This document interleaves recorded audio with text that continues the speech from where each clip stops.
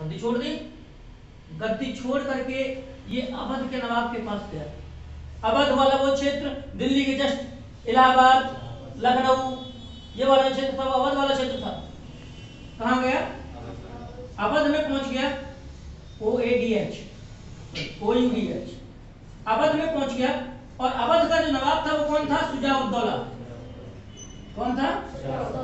ध्यान रखें एक बात कि प्लासी के युद्ध में बंगाल का नवाब सिराजुद्दौला हारा था, सिरा, और यहाँ कौन है? शुजा-उद-दौला। और 1763 के आसपास ही 1763 में मुगल सम्राट आलमगीर से बदल गया था, वो तभी शाह आलम बन गया था। 1760 में बन गया था, 1760 में बन गया था शाह आलम। शाह आलम भी यही इसी के पास आया हुआ था। क्यों? क्योंकि शाह आलम सेकंड मराठों से परेशान था। शाह आलम सेकंड, शाह आलम द्वितीय किससे परेशान था? मीर कासिम परेशान किससे है? दोनों किसके पास पहुंच गए? अब ये तीनों के तीनों क्या करने वाले हैं? एक गुट बनाने वाले हैं। कौन? मीर कासिम, शाह आलम द्वितीय, शुजा-उद-दौला। इन तीनों ने एक अलायंस बनाया और युद्ध की पूरी तैयारी की। कहा कि अंग्रेजों को इस बार नहीं छोड़ेंगे, वो धोखे से जीत गए थे वो जमाने में, इस बार नहीं छोड़ेंगे। लेकिन इस बार अंग्रेजी सेना भी, ईस्ट इंडिया कंपनी की जो सेना थी वो भी जबरदस्त तरीके से लड़ने वाली थी। और इसका फ्रंट लीड कर रहा था हेक्टर मुनरो। कौन कर रहा था? हेक्टर मुनरो इसका नेतृत्व कर रहा था, लीड कर रहा था इसको। और इधर से लीड किया शुजा-उद-दौला ने। कौन कर? हालांकि ये तीनों थे, लेकिन तीनों में कौन था? उद-दौला। शुजा-उद-दौला ने लीड किया।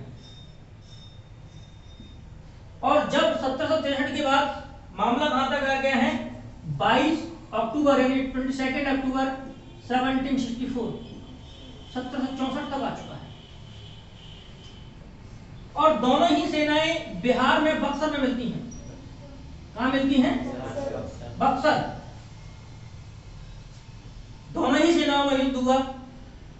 इस युद्ध में कोई किसी के साथ धोखा नहीं किया गया। इसमें जो युद्ध होना था वो एकदम डिसिसिव वार था, निर्णायक युद्ध था। क्योंकि इस समय अब ये तय हो जाएगा कि वास्तव में अंग्रेज अधिक कुशल हैं, एफिशिएंट हैं, स्किलफुल हैं या फिर इंडियन। क्योंकि मामला अब ताकत से तय होने वाला है। और इस ताकत में क्या हुआ? जब इसका फाइनल रिजल्ट आया तो रिजल्ट में कौन जीता? ये लोग तीनों के तीनों हार गए। यानी अब तो जो रही बची सत्ता मुगलों की, जो साख बनी हुई थी, अरे मुगल सम्राट है, बहुत लंबा चौड़ा सम्राट होगा, वो हेक्टर मुनरो की छोटी सी सेना से हार जाएगा। तीनों लोग हार जाएंगे एक साथ, इस बात की तो उम्मीद भी नहीं की थी। तो जो मेन रीजन था हेक्टर मुनरो ने, वो कैसे जीता तीनों के ऊपर? क्योंकि ये तीनों गधे की तरह काम करते हैं। गधे पर बैठ करके घोड़ों को कंट्रोल नहीं किया जा सकता, घोड़े पर बैठ के गधों को कंट्रोल किया जा सकता है। ये लोग गधे ही थे। समझ में आया? कौन थे ये लोग? गधे थे एक तरीके से, क्योंकि इनकी सेनाएं बहुत पावरफुल नहीं थी। क्लियर है? अब उसके बाद क्या हुआ? 1764 से लेकर के मामला धीरे धीरे करते करते 1765 आ चुका था। बक्सर के युद्ध में तीनों के तीनों जब राजा हार गए, शुजा-उद-दौला, शाह आलम द्वितीय और मीर कासिम, तीनों के तीनों हार गए, तो 1765 में इलाहाबाद में संधि की गई। इलाहाबाद में ट्रीटी की गई। और इस इलाहाबाद की ट्रीटी के जरिए, इलाहाबाद की संधि के जरिए शाह आलम द्वितीय से, किससे? शाह आलम द्वितीय से ईस्ट इंडिया कंपनी ने संधि के माध्यम से कहा कि बंगाल, कौन कौन? बंगाल, बिहार और ओडिशा, इन तीनों के दीवानी अधिकार हमको दे दो। दीवानी अधिकार मतलब टैक्स वसूलने का अधिकार, रेवेन्यू राइट्स।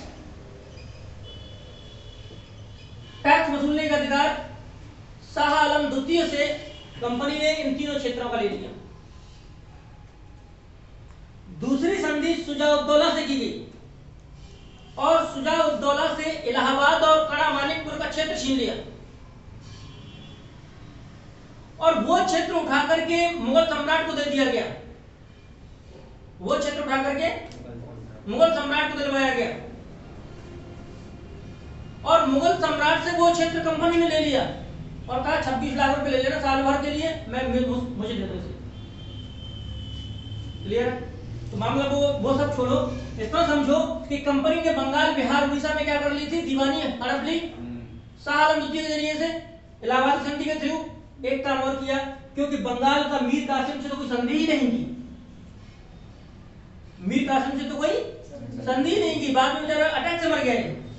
जब संधि ही नहीं की तो बंगाल की तो एक तो देखो, बंगाल भले ही स्वतंत्र रूप से था लेकिन अभी भी मुगल सम्राट का अधीन काम करता था थोड़े बहुत स्तर पर। इसलिए जब मुगल सम्राट से ही बंगाल की दीवानी अधिकार प्राप्त हो गए तो अब बंगाल की दीवानी और निजामत अधिकार दोनों ले लिए। यानी इन तीनों क्षेत्रों में टैक्स वसूलने का अधिकार किसने दे दिया? अंग्रेजों को मिल गया। किसने दिया? शाह आलम ने। शाह आलम सेकंड ने दिया। और बंगाल में दीवानी अधिकारों के साथ साथ निजामत के अधिकार भी ले लिए। सेना, यानी बंगाल में मिलिट्री भी किसकी होगी? अंग्रेजों की। यानी बंगाल पे तो फुल कंट्रोल है। कंट्रोल कलेक्शन के मामले में बिहार और उड़ीसा यहां और एक्स्ट्रा फैला हुआ है। समझ में आया? इतनी सी बात समझ में आई? यानी कुल मिलाकर के हमने क्या घटनाएं पढ़ी? अलीनगर की टेटी हुई, प्लासी का युद्ध हुआ, फिर उसके बाद मीर जाफर बना, उसको हटाया गया, मीर कासिम बना, फिर उसके बाद बक्सर का युद्ध हुआ, फिर उसके बाद इलाहाबाद की संधि हुई और इलाहाबाद संधि के बाद फिर दीवानी निजामत के अधिकार बंगाल के पूरे मिल गए और बिहार और उड़ीसा में दीवानी राइट मिल गई कंपनी को। कहने का मतलब यह था कि कंपनी अब न सिर्फ व्यापार कर सकती थी बल्कि अपनी पावर इस्तेमाल कर सकती थी। अब तो पूरे क्षेत्र में शासन कर रही थी। मुक्त व्यापार से काम नहीं चल रहा था, उसका आपको शासन करने की स्थिति में आ गई। इसलिए बोलते हैं कि प्लासी का युद्ध भले ही मैच फिक्सिंग की तरह हो, प्लासी का युद्ध भले ही मैच फिक्सिंग की तरह हो। क्यों? क्योंकि उसमें मीर जाफर पहले सेट था। प्लासी का युद्ध भले ही मैच फिक्सिंग की तरह हो, लेकिन बक्सर का युद्ध जरूर T20 था। इसने एक दिन में छुट्टी कर दी और पूरे भारत को यह दिखा दिया कि अब तुम्हारा काका कौन आने वाला है। ये फिक्स था कि अब अंग्रेजी सत्ता का भारत में स्थापित होना निश्चित है। क्लियर? इतनी सी बात। अंग्रेजी सत्ता इंडिया में स्थापित हुई 1765 में। पता है ये सारी इलाहाबाद की संधि किसने की थी? युद्ध जीता था एक्टर मनरो ने 1764 में। लेकिन क्लाइव उस समय, क्लाइव तो था पहले से, प्लासी के युद्ध में क्लाइव था, बक्सर के युद्ध में एक्टर मनरो था, लेकिन क्लाइव गया था घूमने इंग्लैंड, वापस आ गया 1765 में और कहा कि युद्ध की संधि तब तक मत करना जब तक मैं वापस नहीं आ जाऊं। इसलिए पूरा संधि का फॉर्मेट, इलाहाबाद ट्रीटी का फॉर्मेट किसने बनाया था? क्लाइव ने तैयार किया था और क्लाइव खुद फिर बंगाल में कंपनी गवर्नर फिर से बना। समझ में आया? फिर वो 1765 1767 तक रहा। अब मामला चलता है 1765 से लेकर के 1772 तक। स्थिति किसकी है? बंगाल की। 1764 में जब बक्सर का युद्ध हुआ था उस समय बंगाल का नवाब था, फिर से मीर जाफर बनाया गया था। लेकिन जब संधि हो गई 1765 में, जब संधि हुई, संधि हो गई इलाहाबाद की, तब तक मीर जाफर खत्म हो चुका था। ध्यान रखना, बंगाल का नवाब जब बक्सर का युद्ध हुआ था तब कौन था? मीर जाफर। क्योंकि मीर कासिम तो लड़ रहा था ना, मीर कासिम तो पद को छोड़ने चला गया था। क्लियर है? पद को छोड़ के गया था। 1765 हुआ, इलाहाबाद की संधि हुई, तब तक मीर जाफर ऊपर जा चुके थे। मीरन उसका बेटा, वो भी पहले निपट चुका था। अब उसका जो छोटा बच्चा था एक, उसका नाम था नजमुद्दौला। कौन था? नजमुद्दौला था। इस नजमुद्दौला को बंगाल का नवाब बनाए रखा, बंगाल का नवाब। और कब से कब तक बनाए रखा? 1765 से लेकर के 1772 तक। बच्चा 1765 से लेकर 1772 तक बंगाल की स्थिति है। और स्थिति क्या है? कंपनी, ईस्ट इंडिया कंपनी के हाथों में है, सब कुछ ईस्ट इंडिया कंपनी के हाथों में है। क्या क्या हाथों में है? राजस्व के अधिकार भी है, यानी रेवेन्यू राइट्स भी है, यानी दीवानी अधिकार भी है कंपनी के पास बंगाल में, और कंपनी के पास निजामत के अधिकार भी है, यानी कि सेना भी।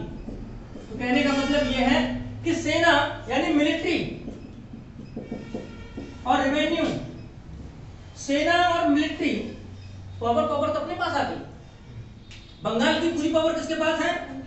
ईस्ट इंडिया कंपनी के पास है। बाकी सारा प्रशासन का काम करना है, जो भी दिक्कतें होंगी वो सब किसको करना है? नजमुद्दौला को। ये बंगाल दो हाथों में काम कर रहा है।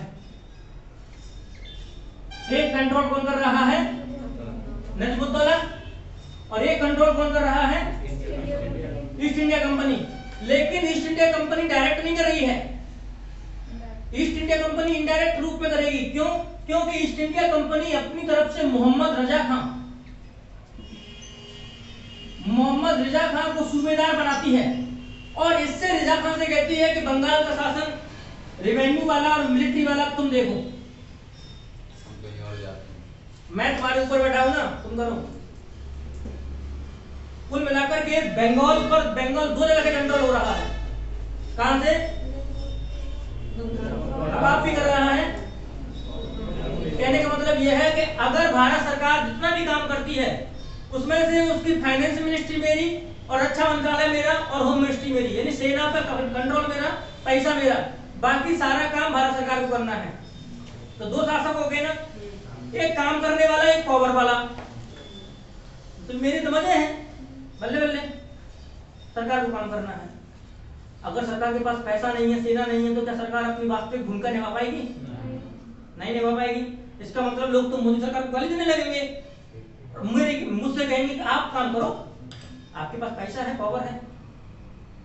कहने का मतलब यह है कि बंगाल का नवाब का जो शासन था वो कैसा था? रेस्पॉन्सिबिलिटी, बंगाल के नवाब के पास रेस्पॉन्सिबिलिटी विदाउट पावर थी, कोई पावर ही नहीं थी, लेकिन काम सारे करने हैं।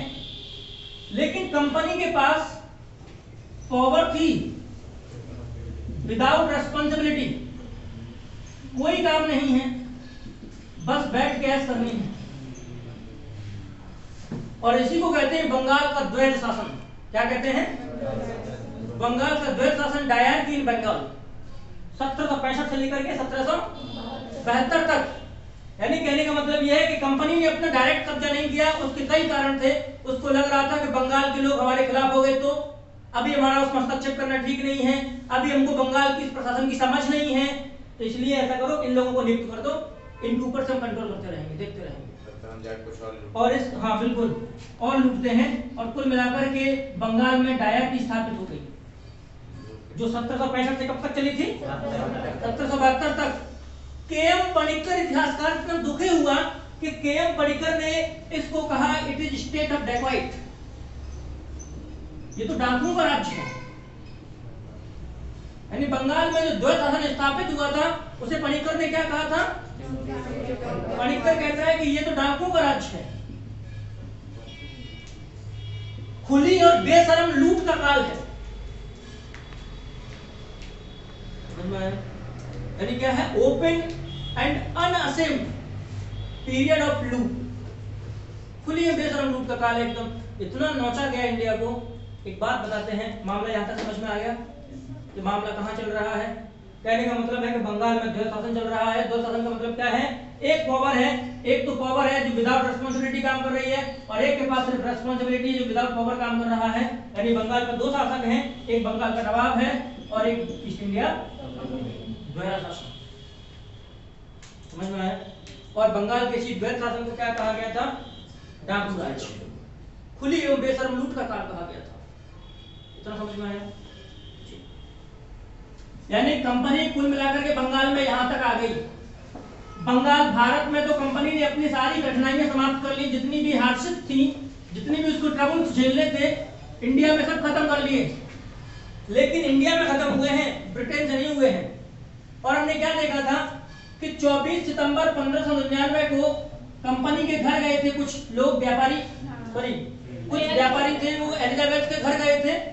वहां जाकर के एलिजाबेथ ने फिर 31 दिसंबर 1600 को क्या किया था, एक चार्टर जारी किया था, जिसमें 1500 सालों के लिए उसे क्या दी गई थी, 15 सालों के लिए व्यापार करने की मोनोपोली दी गई थी। कहाँ के साथ व्यापार करने की? पूर्व देशों के साथ, ईस्ट इंडीज के साथ व्यापार करने की मोनोपोली दी गई थी उसे। उसके बाद क्या हुआ था कि 1609 में फिर से एक चार्टर आया, और इस चार्टर में क्या किया गया, जेम्स फर्स्ट ने फॉर अनसर्टेन पीरियड कंपनी की मोनोपोली कब तक बढ़ा दी गई? अनिश्चित काल के लिए बढ़ा दी गई, अनिश्चित काल के लिए बढ़ा दी गई। उसके बाद क्या हुआ? उसके बाद हुआ ये कि चार्ल्स द्वितीय की शादी हुई थी। ये था अंग्रेज, और एक कैथरीन राजकुमारी थी, ठीक है, वो थी पुर्तगाली राजकुमारी थी। तो इन्होंने 1661 में बॉम्बे को गिफ्ट में किया था, दहेज में गिफ्ट में दिया था बॉम्बे। और ये इस अंग्रेज ने 1668 में 10 पाउंड के बदले कंपनी को दे दिया।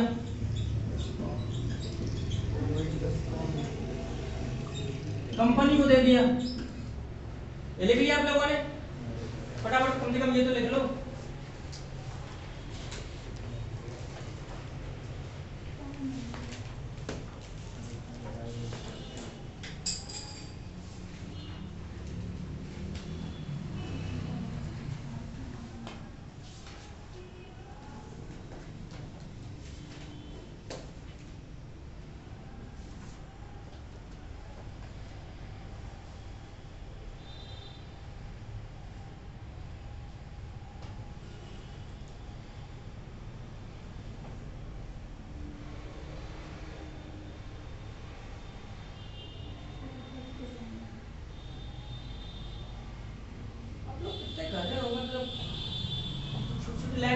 लिख सकते हैं।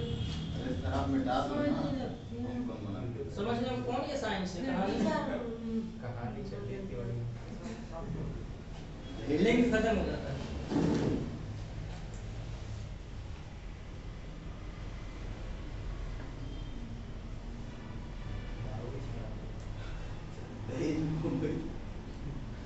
तो 10 पाउंड में उसने कैसे दे दिए थे बॉम्बे? जवाहर 10 पाउंड बहुत थे।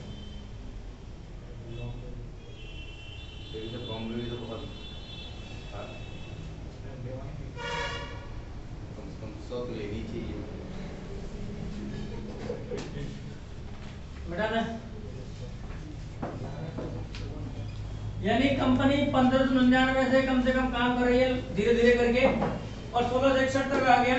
1688 में ब्रिटेन में क्रांति हो गई, जिसे क्या बोलते हैं हम लोग, ग्लोरियस रिवॉल्यूशन, रक्तहीन क्रांति या फिर गौरवपूर्ण क्रांति हो गई।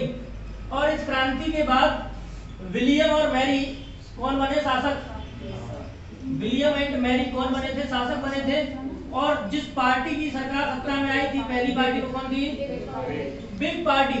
और बिग पार्टी सत्ता में आते ही, चूंकि अब लोकतंत्र वैसी प्रक्रिया स्थापित हो गई, राजतंत्र खत्म हो गया, तो अब ईस्ट इंडिया कंपनी से चलने वाले लोग, क्योंकि ईस्ट इंडिया कंपनी से लोग चलते थे, क्योंकि सिर्फ वो भारत या पूर्वी देशों के साथ व्यापार करने की मोनोपोली किसके पास थी?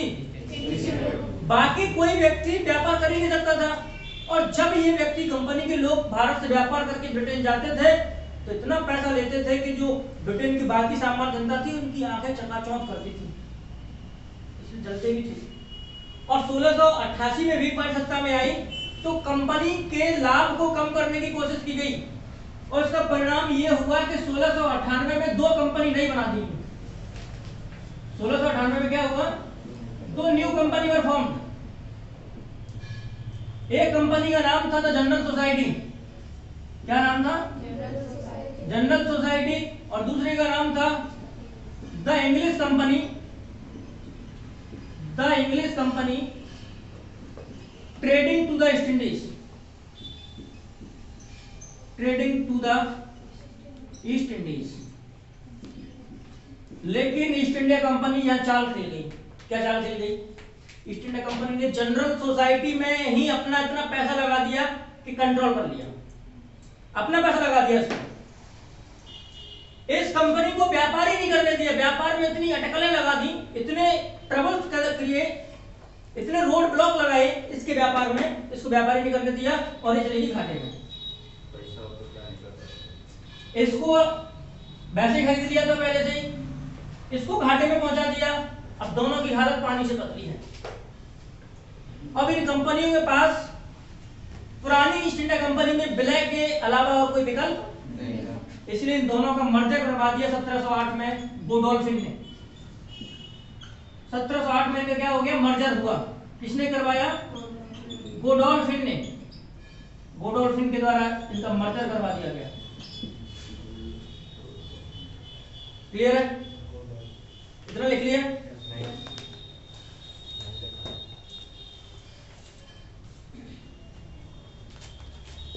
ये सवाल पूछा गया है। गोडोल्फिन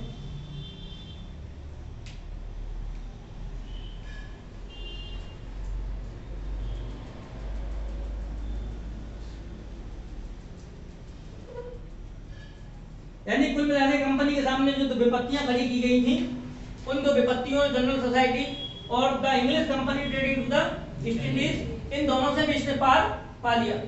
अब ब्रिटेन में ये तय हो गया कि जो पुरानी कंपनी है जिसका नाम क्या था? The governor and company of merchant of London trading to the East Indies, जो पुरानी कंपनी है उसका मुकाबला अब कोई कर नहीं सकता है।